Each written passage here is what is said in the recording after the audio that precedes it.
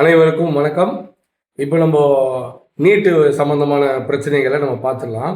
இந்த நீட்டு பார்த்தீங்கன்னா காங்கிரஸ் அரசு 2010ஆம் ஆண்டு கொண்டு வந்தது. காங்கிரஸ் 2010ஆம் வருஷத்தில் காங்கிரஸ் கொண்டு வந்தது. இந்தியாவில் இப்போ பிரதமராக காங்கிரஸ் ஆட்சி நடக்குது. அப்போ அவங்க கொண்டு வராங்க. தமிழ்நாட்டில் பார்த்தீங்கன்னா கலைஞர் முதலமைச்சராக இருக்கார். கலைஞர் கருணாநிதி அவர்கள் முதலமைச்சராக இருக்கார். இப்போ புரிஞ்சுக்கினீங்களா? இப்போ அவர் கொண்டு வந்தார், இவர் ஆதரிச்சார். இதுதான் கணக்கு. இப்போ அதுக்கப்புறம் மறுபடியும் பார்த்தீங்கன்னா காங்கிரஸ் ஆட்சியில் மறுபடியும் ஆட்சிக்கு வந்தது. அப்போ ஐயா ஸ்டாலின் எதுவாக இருந்தார், முதலமைச்சராக இருந்தார். அப்போது அந்த நீட்டுக்கு எதிராக போராடினாங்களா என்ன அப்படின்ட்டு நீங்கள் செக் பண்ணி பார்த்துக்கோங்க. ஓகே.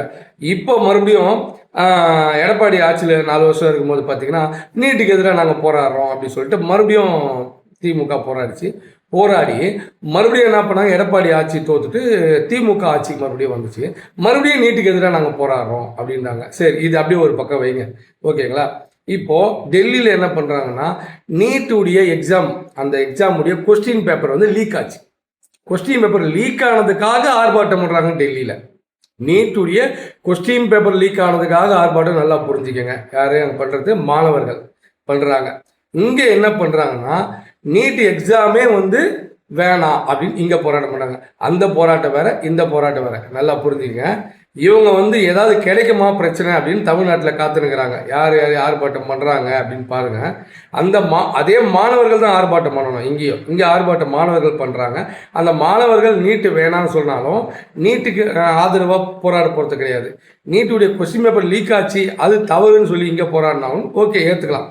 அங்கே மாணவர்கள், இங்கே மாணவர்கள் போராடுறாங்க. ஆனால் இதில் அரசியல் கட்சிங்க உள்ள வந்துச்சு. மாணவர்கள் கல்விக்காக போறாங்க. அரசியல்வாதிங்க ஆட்சியில் இருக்கும்போது இந்த நீட்டுக்காக எந்த ஒரு ஆக்கப்பூர்வமான வேலையும் பண்ணலை. இவங்க எந்தவித ஆக்கப்பூர்வமான வேலையும் பண்ணலை. நீட்டை வரும்போதும் ஆதரவு கொடுத்துட்டு, ஆட்சியில் இருக்கும் போதும் நாங்கள் எதிர்க்கிற மாதிரி ஒரு ஆதரவு கொடுத்துட்டு, நாங்கள் வந்தால் நீட்டு இருக்காது அப்படின்னு சொன்னது யார்? நம்ம உதயநிதி ஸ்டாலினும் ஐயா மு.க. ஸ்டாலின் இருக்கா பாருங்க, முன்னாள் முதல் அவரும் சொன்னார். நீட்டுக்கு எப்படி நாங்கள் ஒழிக்கணுன்ற ரகசியம் எங்களுக்கு இருக்குது அப்படின்னு சொன்னவர் யார்? உதயநிதி ஸ்டாலின். ஐயா முன்னாள் முதல்வர் மு.க. ஸ்டாலின் என்ன பண்ணார்? நாங்கள் இதை நீட்டை கண்டிப்பாக நாங்கள் ஒழிச்சிருவோம், நாங்கள் ஆட்சிக்கு வந்தாங்க. 5 வருஷம் இருந்தாங்க. அதுக்கு உண்டான வேலையை பார்க்கல, ஒழிக்கலை. புரிஞ்சுங்களா? இங்கேயே நீங்கள் நீட்டு தேவையில்லை, நாங்கள் தனியாக செயல்படுவோம், நீட்டு இல்லாமல் நாங்கள் பண்ணுவோம் அப்படின்னு இவங்களால போல்டாக எடுத்து எதுவும் பண்ண முடியல. சும்மா நாங்களும் ஒப்புக்கு ஆர்ப்பாட்டம் பண்ணுறோம், போராட்டம் பண்ணுறோம், நீட்டுக்கு எதிராக சொல்லி பண்ணுறாங்க. சரி, விடுங்க. இப்போ டெல்லி பிரச்சனைக்கு வருவோம். டெல்லியில் பார்த்தீங்கன்னா மாணவர்கள் பார்த்தா நீட்டுக்கு உடைய கொஸ்டின் பேப்பருக்கு எதிராக தர்மேந்திர பிரதான் இருக்கார். யாருன்னா அந்த மத்திய கல்வித்துறை மந்திரி தர்மேந்திர பிரதான். அவர் ராஜினாமா பண்ணணும் அப்படின்னு சொல்லிட்டு போராடுறாங்க. ஓகேங்களா? இப்போ இந்த மாணவர்கள் போராட்டமாகவே தான் இருக்கணும் நான் நினைக்கிறேன். ஏன்னா மாணவர்கள் போராட்டம் அரசியல்வாதிகள் உள்ள வரக்கூடாது, சினிமா பிரபலங்கள் உள்ள வரக்கூடாது, சமூக ஆர்வலர்கள் உள்ள வரக்கூடாது. நான் இன்னும் சொல்ல போனால் மாணவர்கள் தவிர வேற யாரும் இந்த போராட்டத்தில் கலந்துக்க கூடாது. ஏன்னா அவங்க கலந்துங்கன்னா மத்திய அரசு எதிராக இருக்கணும்னா உள்ள நுழைவாங்க. ஏன்னா இப்போ அவங்க மத்திய அரசு யார் இந்தியாவில் எதிர்பார்க்குன்னு நல்லா பார்த்துக்கங்க.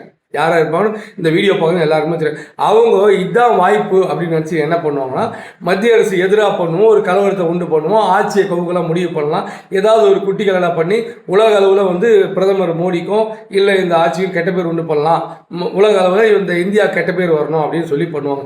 இதில் பக்கத்து சம்மந்தப்பட்ட நாடுகள்லாம் இருக்குது. இந்தியாவுடைய பிடிக்காத நாடுகள் சீனா, பாகிஸ்தான், ஆப்கானிஸ்தான், எது இந்தியாவை சுற்றி இருக்கோ அந்த நாடுகள்லாம் இந்த பிரச்சனையை தங்களுக்கு சாதகமாக பயன்படுத்தின்னு இப்போ பயன்பண்ணி இருக்காங்க. அவங்க சம்மந்தப்பட்ட ஆளுங்களும் உள்ள நுழைஞ்சிருக்காங்க. ஏன்னா அதுலேயே ஒருத்தர் சொல்லியிருக்காரு, அந்த போராட்டத்தில் நிறைய பேர் என்ன பண்ணுறாங்கன்னா, நேபாளத்தில் நடந்த ஜென்சி போராட்டம் மாதிரி இங்கே ஒரு போராட்டம் வருது, ஆட்சியை கவுக்கணும், இந்த மாதிரி அந்த போராட்ட வீடியோலாம் பாருங்கள், உங்களுக்கு புரியும்.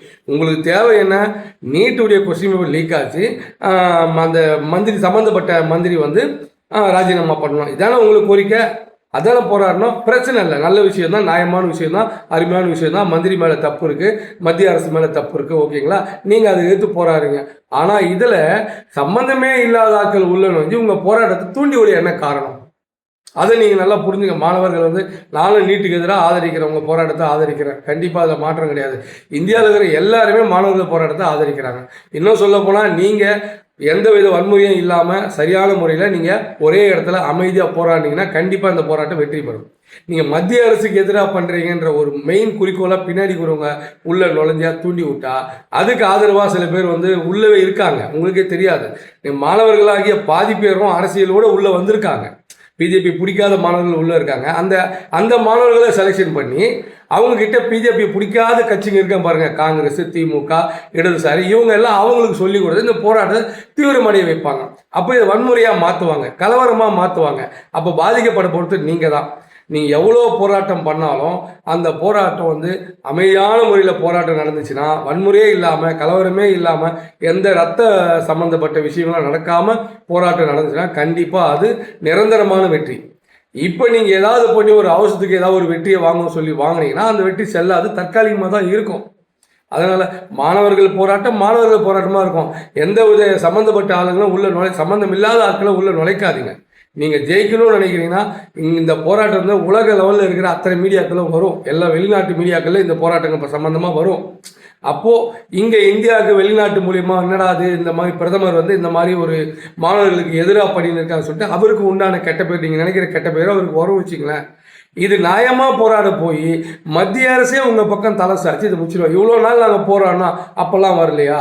இப்போ ஒருத்தர் உண்ணாவிரதம் இருக்க சாவர நிலைமைக்கு வந்திருக்காரு, அப்போவும் அவங்க வரலைன்னா அந்த பிரச்சனை வேற, அது சேர்க்காதீங்க. மாணவர்கள் போராட்டமாக மாணவர்கள் தான் ஜெயிக்கணும். இது அரசியல்வாதியோ சமூக ஆர்வலர் உள்ள நோய்ந்து ஜெயிக்கக்கூடாது. சமூக ஆர்வலர் பார்த்தீங்கன்னா காங்கிரஸ் இருக்கும்போது காங்கிரஸுக்கு எதிரான சமூக ஆர்வலர்கள் வருவாங்க. பிஜேபி இருந்துச்சுன்னா பிஜேபி பிடிக்காத சமூக ஆர்வலாக வருவாங்க. இதுதான் இப்போ பிஜேபி ஆதரவாக இருக்கிறவங்க என்ன பண்ணுவாங்கன்னா உள்ள இந்த பிரச்சனையை இதை இன்னும் நீங்கள் பண்ண போய் இன்னும் பிஜேபிக்கு ஆதரவாக இருக்கிற அமைப்புகளாக போராட ஆரம்பிச்சிடும். என்னன்னா இது வேற மாதிரியான போராட்டம், பிஜேபிக்கு அகைன்ஸ்டான போராட்டம். பாகிஸ்தான் தூண்டி விடுறாங்க இந்த போராட்டத்தில், நேபாளுங்க தூண்டி விடுறாங்க, சீனாக்காரங்க தூண்டி விடுறாங்க. இந்த மாதிரி பிரச்சனைகள் இருக்குது இதுக்குள்ள. அதனால இந்த போராட்டம் நீர்த்து போயிடும், வேஸ்ட்டாக போயிடும், நீங்கள் ஜெயிக்க முடியாது. இப்போ ஏதோ நிறைய பேர் கூட்டிட்டாங்க அப்படின்னு நினைக்காது. அந்த கூடின அத்தனை பேருமே அந்த நீட் கொஸ்டின் பேப்பர் லீக் ஆச்சு அதுக்காக தான் வந்தாங்கன்னு உங்களால் சொல்ல முடியுமா? ஆனால் ஒரு 60-70% அதுக்காக வந்தாங்க. மீதி 40% அதை பயன்படுத்திக்கணும்னு மொத்த கட்சிக்காரன் உள்ள நுழைஞ்சிருக்காங்க. இதில் உங்களால் கண்டுபிடிக்க முடியாது யார் என்னன்னு. அதனால் நீங்கள் என்ன பண்ணீங்கன்னா இந்த மாணவர்கள் போராட்டமாக இருக்கணும் அப்படின்னு நினைக்கிறேன். இங்கே தமிழ்நாட்டில் போராடுறவங்களாம் போலியான போராட்டம், மாணவர்கள் தவிர இங்கே சினிமா துறையெலாம் போராடுறாங்க, அவங்க எல்லாமே சைப்பர். இவங்க என்ன பண்ணுவாங்க தெரியுமா? சும்மாலாம் உட்காந்துட்டு இது பண்ணிட்டு போயிடுவாங்க. இவங்க நிரந்தரமாக உண்ணாவிரதம் இருக்க சொல்லுங்க சினிமாக்காரங்களை. இப்போ போராடி இன்னைக்கு பேசுகிறாங்க சினிமாக்காரங்க, போராட்டினாங்க நீட்டுக்கு எதிராக போராடுறோம், அப்படி போராடுறோம் சொல்கிறவங்க அத்தனை பேருமே அப்படியே உட்காருங்க. ஒரு வாரம் 10 நாள் சாப்பிடாம உட்கார முடியுமா இவங்களால? முடியாது. இதே இந்த நீட்டுக்கு எதிரான போராட்டம்லாம் சினிமாவில் எடுத்திருக்காங்களா? எடுக்க மாட்டாங்க. இவங்க நல்லா ஜாலியாக நல்லா கோடியாக டைரக்ட் பண்ணி சம்பளம் வாங்கிக்கின்னு அதில் கொய்த்து போய் உட்காந்துன்னு யார் ஆளுங்கட்சியாக இருக்காங்களோ தனக்கு பிடிச்சவங்கள ஜாலராக ஆச்சுன்னு அவங்க மூலிமா சினிமா துறையில் அவங்க டெவலப் ஆகி நல்லா வளர்ந்துக்கின்னு தம் படத்தை ரிலீஸ் பண்ணுறதுக்கு உதவி வாங்கிக்கின்னு தயாரிப்பாளரும் பிடிச்சி கொடுப்பாங்க. அது மூலிமா பணம் எடுக்கணும், அது மூலிமா கோடியாக பணம் சம்பாதிச்சுன்னு நல்லா வளமையாக செழுமையாக இருக்கிறதுக்கு தான் இவங்க சினிமா துறையில் இருந்து இப்போ வெளியே போகிறாரு. ஏன்னா ஆட்சி மாறிப்போச்சு, திமுக ஆட்சி மாறிப்போச்சு. அப்போல்லாம் இவங்க எதுவும் பண்ணலை. இப்போ உட்காந்துன்னு பெருசாக இது பண்ண. இப்போ இங்கே இருக்கிற ஆளுங்கட்சிக்கு தாவே காட்சி கெட்ட பேர் உண்டு பண்ணணும், இங்கே மாணவர்களை தூண்டி விடணும், இது பெருசாக ஜல்லிக்கட்டு மாதிரி வரணும். அதனால் ஆட்சியாளர்கள் ஆட்சியாளர்கள் கெட்ட பேர் உண்டு பண்ணி ஒரு பெரிய இது பண்ணணும்னு நடிக்கிறாங்க எல்லாருமே. உண்மையாலுமே தமிழ்நாட்டில் மாணவர்கள் தவிர மீதி பேர் போராட்டம் யாருமே நம்பாதீங்க. மொத்த பேரும் போலி தான். இவங்க போராட்டம்லாம் எப்படி தெரியுமா? சினிமாவில் இருக்கிற பிரச்சனையும் உங்களால் தீர்க்க முடியாது. இவங்க நாட்டுக்கான பிரச்சனையை தீர்த்துருவாங்களா? அவங்க தெருவிலேயே இருக்கும் பிரச்சனை. சினிமா துறையில் டைரக்டர் இருப்பாங்க பாருங்கள், எமாமா பேசுகிறானோ அவன் டைரக்டர் இருக்கிற மாதிரி, அந்த டைரக்டர் தயாரிப்பாளர் அவன் தெருவில் இருக்கும், அவன் எந்த வீட்டில் இருக்கிற மாதிரி அந்த தெருவிலேயே பிரச்சனை இருக்கும். என்னென்னா குப்பை வாராமல் இருக்கும், காவா நோண்டாமல் இருக்கும், ஒரே கொசுவாக இருக்கும். இதெல்லாம் நகராட்சியில் ஃபோன் பண்ணி எதுவும் சொல்ல மாட்டானுங்க. ஏன்னா அதெல்லாம் ஆளுங்கட்சி திமுக இருக்குது, இவங்க அதெல்லாம் பண்ண மாட்டாங்க. திடீர்னு ஏன்னா ஒரு இடத்துல ஒரு பெரிய ஒரு மேடை கட்சா மேடையில் உட்காந்துன்னு நாங்கள்லாம் டைரக்டர், நாங்கள் பெரிய ஆளுங்க, நாங்கள் அந்த நேரத்தில் ஒரு தத்துவம் பேசுவானுங்க, தலைவர் மாதிரி, பெரிய போராளிங்க மாதிரி, பெரிய புரட்சியாளர் மாதிரி பேசுவானுங்க. ஆனால் அவங்க ஏரியாவில் போய் பாருங்கள், எந்த விஷயம் குரல் கொடுக்க மாட்டாங்க. அந்த தெருவிலேயே ஒரு பிரச்சனை நடக்கும், குரல் கொடுக்க மாட்டாங்க. அவங்க எதிர்க்கே ஒரு பக்கத்து வீடு ஒரு பிரச்சனை ஆனால் கூட கண்டிப்பாக பண்ண காரில் ஏறி உட்காந்து ஏசியை போட்டு போயினே இருப்பான். இதுதான் போராளியா? போராளினா எங்கே இருந்தாலும் அவன் போராளி தான். நாங்கள் தேவையில்லாமோ தான் போராளிக்கு நாங்கள் வருவோம் அப்படின்னா அவன் போராளி இல்லை, போலியான போராளி தான் அர்த்தம். அந்த மாதிரி தான் சினிமா துறையில் இப்போ இறங்கியிருக்காங்க. புரியுதுங்களா? அதுக்கு இவங்க ஒரு எப்படி எப்படி இறங்க போறாங்க, திமுக காரங்களா இறங்க, திராவிட அமைப்பு இறங்குறாங்க. திராவிட அமைப்பு வந்து பார்த்தீங்கன்னா போலியானது தான் திராவிட அமைப்பு. திராவிட கட்சிகளும் திராவிடத்தை பேசுறவங்களும் தமிழ்நாட்டுக்கும் தமிழர்களுக்கும் மொத்தமாக எதிராக இருப்பாங்க. ஏன்னா அவங்க யாருமே தமிழர்கள் கிடையாது. அதனால தான் அவங்க போராடுவாங்க.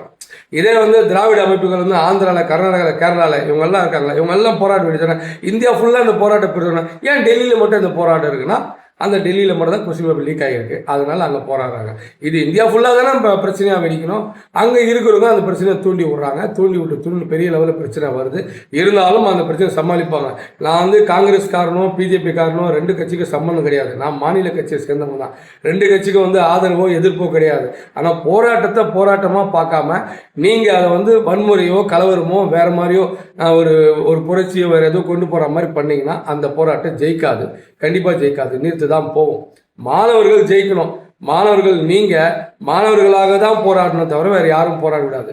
அதுக்காக உங்களை தயவு செய்து நான் கேட்கிறேன், போராட்டம் நல்ல முறையில் அகிம்சை முறையில் பண்ணுங்கள். கண்டிப்பாக உங்கள் போராட்டம் வெற்றியடைய வாழ்த்துக்கள். நன்றி.